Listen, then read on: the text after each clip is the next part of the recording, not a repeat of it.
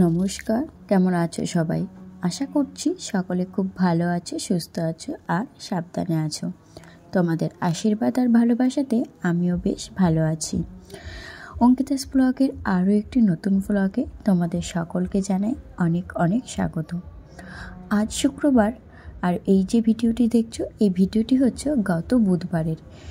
বিগত দুদিন আমি তোমাদের সাথে কোনো ভিডিও শেয়ার করতে পারিনি। ভিডিও প্রপার করাই ছিল, তবে শুধু ভয়েস দেওয়ার অভাবে তোমাদের সাথে ভিডিও শেয়ার করা হয়নি। তার কারণ হলো ওই যে আমার বড় জেঠু মারা গেছিল, তার শ্রাদ্ধের কাজ ছিল, খাওয়া দাওয়া মৎস্যমুখী ছিল, সেই সব ঝামেলার মধ্যে তোমাদের সাথে আর ভিডিও শেয়ার করে উঠতে পারিনি। যাই হোক, এই ভিডিওটি যেহেতু বুধবারের, তো চলো বুধবারের ভিডিওতে রান্নাবান্না ছিল ডিমের ঝোল। এখানে যেটা হচ্ছে, আমি ডিম আলু সমস্ত কিছু মশলার সাথে কষিয়ে এই বাটিটাতে গরম জল করে রেখেছিলাম, সেটার মধ্যে ঢেলে দিয়েছি। তাহলে আমার একটা কড়াই ফাঁকা হয়ে গেল।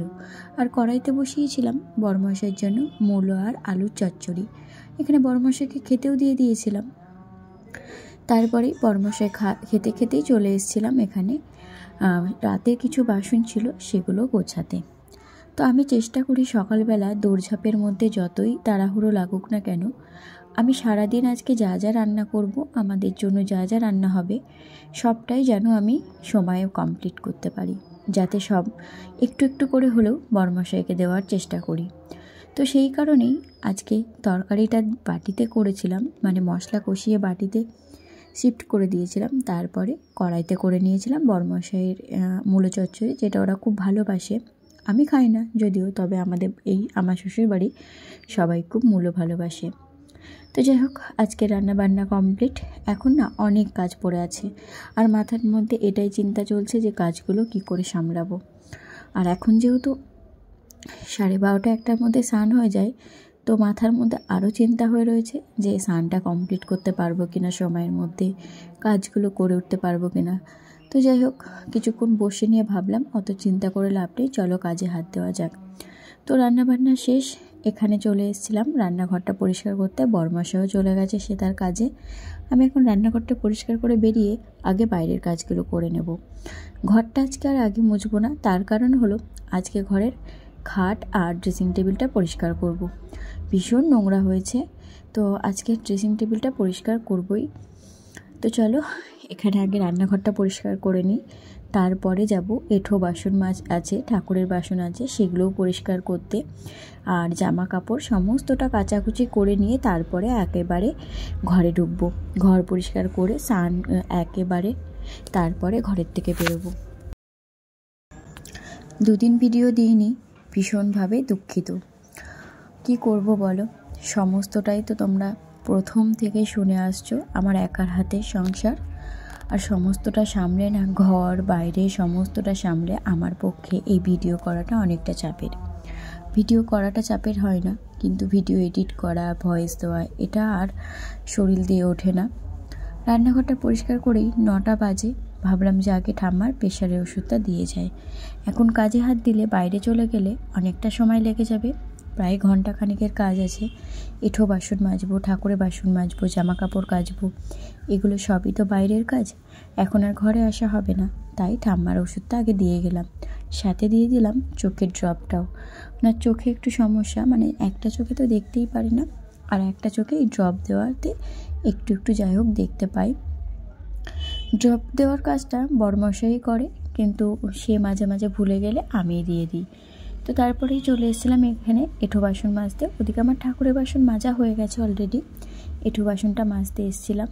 তো এই বাসনগুলো আজকে যেহেতু জল কম আছে আর এখনও কাচাকুচি হয়নি, কাচাকুচিটা আমি টাইম কলের জলে করব। তো সেই কারণেই এখন কল পাম্প করে বাসনগুলো মাজতে হচ্ছে। তবে আমাদের এই কলটা না ভীষণ কষা, আমার পাম্প করে বাসন মাজতে বড্ড কষ্ট হচ্ছিল, বুকে খুব প্রেশার পড়ছিল। কিছু করার নেই, এখনও জল আসার সময় হয়নি, ওই 10:30 মতো বাজে এখন। তো সেই কারণেই আমি এখানে কল পাম্প করেই বাসন মাজতে হচ্ছে। এখন জল আসা পর্যন্ত বসে থাকতে গেলে আমার ঘরের অনেকটা কাজে লেট হয়ে যাবে, সেই কারণে আর জল আসার জন্য ওয়েট করলাম না। কাজটা এগিয়ে রাখতে পারলে আমারই ভালো। তো নিজের কাজগুলো যখন যেটা সাজিয়ে রাখি তখন যদি সেটা সেইভাবে না করতে পারি, পরে আবার কেমন যেন পাগল পাগল মনে হয়।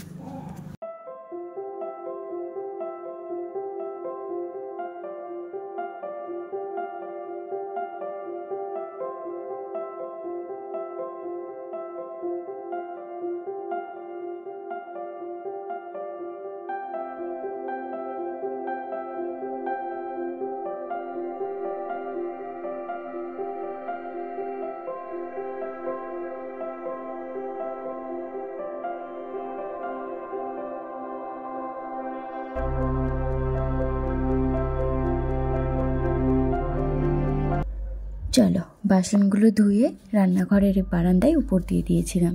তারপরেই এখানে ধুয়ে নিয়েছিলাম জলের ড্রামটা, সাথে জলের ড্রামটা যে টুলটার উপর রাখা হয় সেই টুলটা, আর আমার হাতে যে হাঁড়িটা ছিল ওই হাঁড়িটা আমার জেঠি শাশুড়ি বা ঠাকুমা শাশুড়ির আমলে, আমি ঠিক জানি না, তবে ওই হাঁড়িটাতে আলু রাখি। আমার জেঠি শাশুড়িও তাই রাখতো। তো আমি আসার পর ওটা বড্ড নোংরা ছিল, পরিষ্কার করে নিয়েছি। ওটাতেই আমি হাঁড়িতে আলু রাখি। তো আলু 2-1 বার রাখার পরেই যখন শেষ হয়ে যায় বা বাড়ন্ত হয়ে যায়, যেটাই বলো, সেটাই যখন হয় আমি ওটাকে আবারও ধুয়ে ফেলি। 2-1 বার করেই রাখি, যেহেতু আলুতে প্রচণ্ড নোংরা থাকে, সেই জন্য 2-1 বার করে রেখেই চেষ্টা করি ধুয়ে ফেলার। তারপরেই দুপুরের সকালের খাওয়া দাওয়া সেরে নিয়েছিলাম, খেয়ে নিয়েই চলে গেছিলাম জামা কাপড়গুলো কাচতে। আর ঠাকুমাকে দেখতেই পাচ্ছ, প্রচণ্ড ঠান্ডা লাগছিল। আর এখনও ঘরে রৌদ্র না আসাতে এখানেই বসিয়ে রেখেছিলাম। এখানে বেশ হালকা হালকা রৌদ্র এসছে। তো রৌদ্রটা এখন উঠোনের ওই পাশটা রয়েছে, দেখতেই পাচ্ছ তোমরা।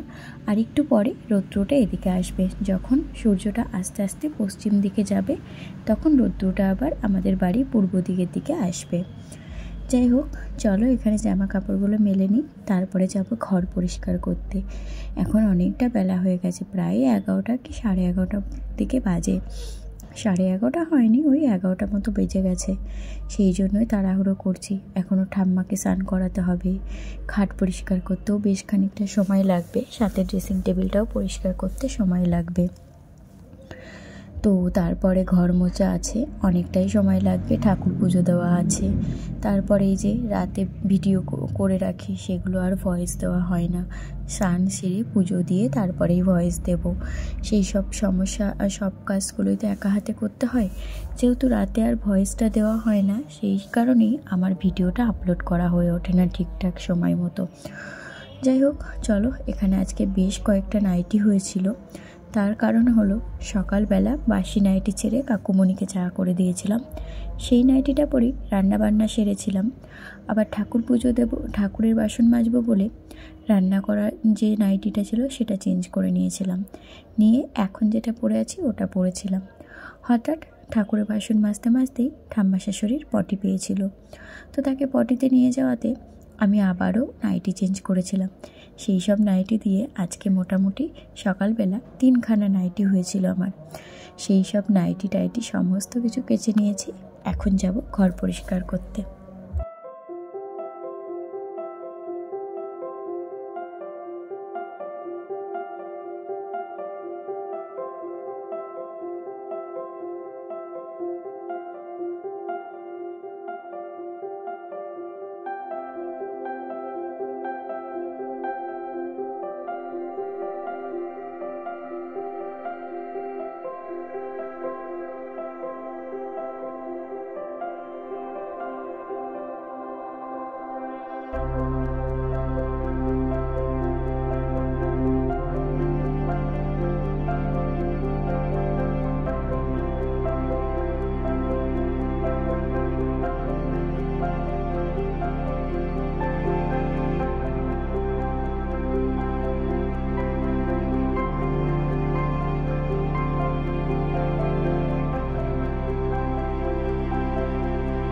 এই যে চলে এসেছি খাটটা পরিষ্কার করতে।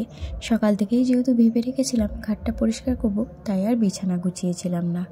যাই হোক, খাটের দুপাশই পরিষ্কার করে নিয়েছি, দিয়ে বিছানাটা গুছিয়ে নিয়েছি। কী যে ভালো লাগছে, আর সকালবেলার এই রোদ্দুরটা আমার বেশ ভালো লাগে।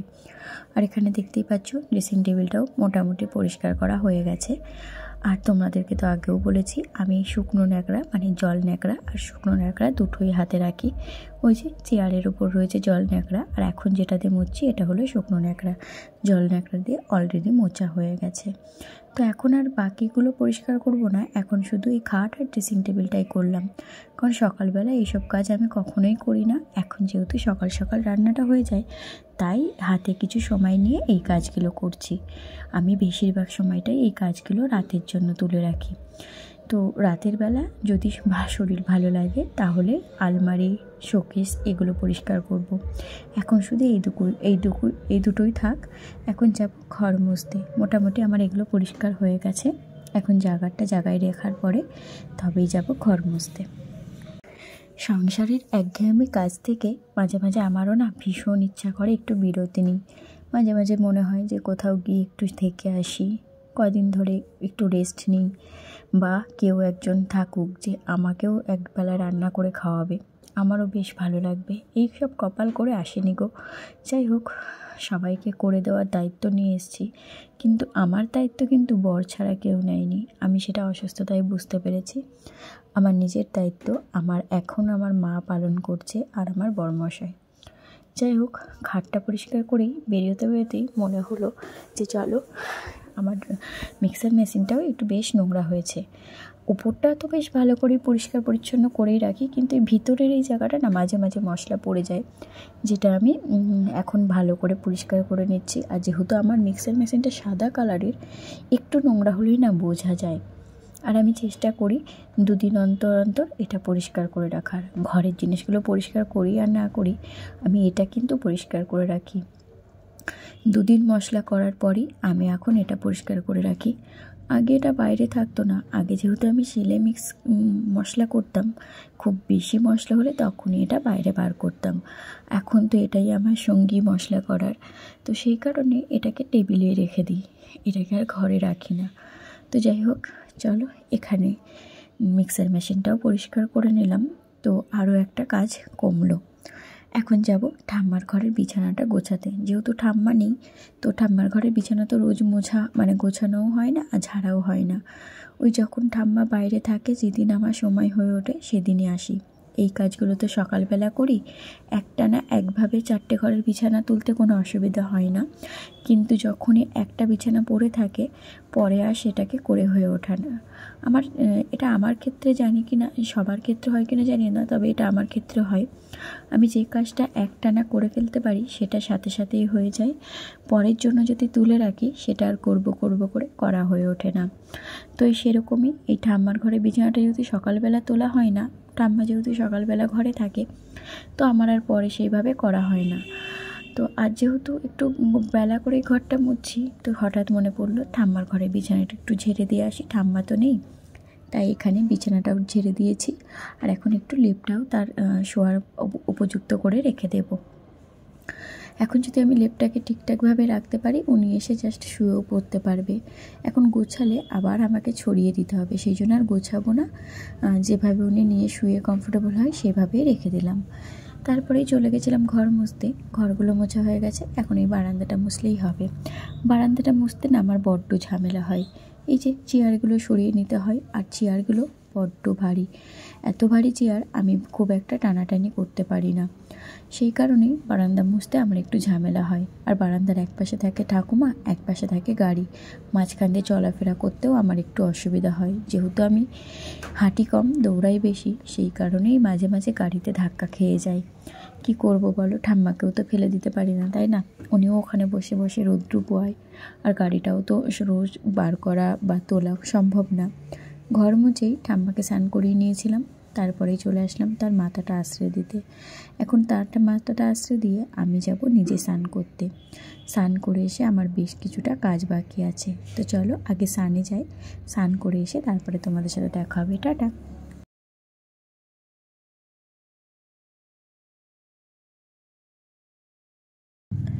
এই যে স্নান করে চলে এসেছি, এসে পুজোটাও দিয়ে নিয়েছি। তারপরে চলে গেছিলাম বাসনগুলো আনতে। এখন এই বাসনগুলো এনে রাখলে অনেকটাই কাজ এগিয়ে থাকবে। আর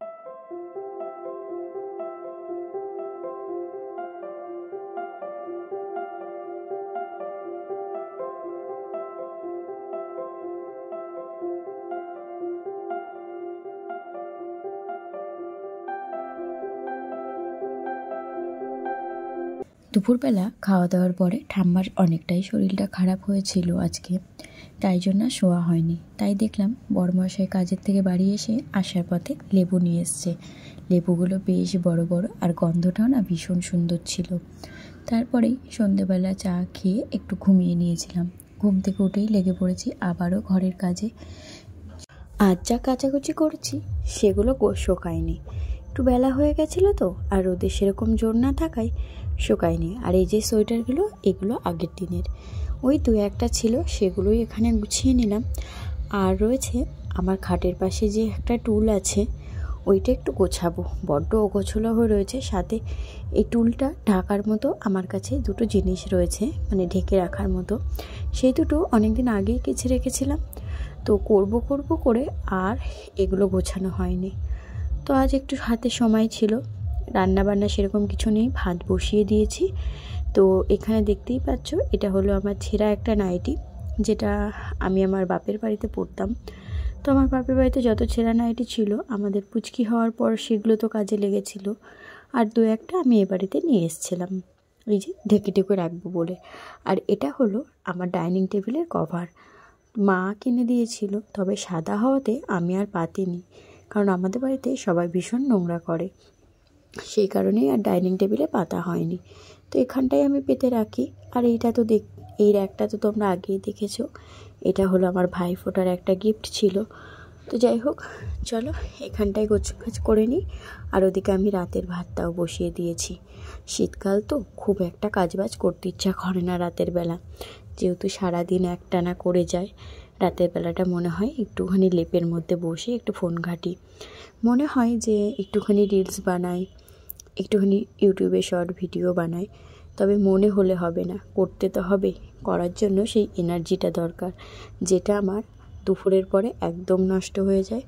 আমাকে সকালবেলা তুমি যেই সময় উঠতে বলবে আমি উঠে পড়বো, আমার কোনো সমস্যা হয় না, সেটা শীতকালেই বলো আর গরমকালেই বলো। কিন্তু আমার দুপুরে একটু না ঘুমালে ভীষণ কষ্ট হয়। তবে এই বাড়িতে আসার পরে আমার জীবনে ঘুমটাই একটু কম হয়ে গেছে। আগে বাপের বাড়ি থাকতে হাজারো কাজের মাঝে নিজের ঘুমটা ঠিক পুষিয়ে নিতাম, সমস্ত কিছুর একটা রুটিন ছিল, যেটা এই বাড়িতে আসার পর সব নষ্ট হয়ে গেছে। চলো গোছগাছ সব কমপ্লিট, এখানে আমার রাতের ভাতটাও হয়ে গেছে। আজকের ভিডিওটি তাহলে এখানেই শেষ করছি, দেখা হবে আগামীকাল নতুন একটা ভিডিওর সাথে। চলো সবাই সুস্থ থেকো, ভালো থেকো, সাবধানে থেকো, নিজের পরিবার আপনজনদের খুব ভালো রেখো, সাবধানে রেখো। দেখা হচ্ছে আবারও আগামী দিন নতুন একটা ভিডিওর সাথে।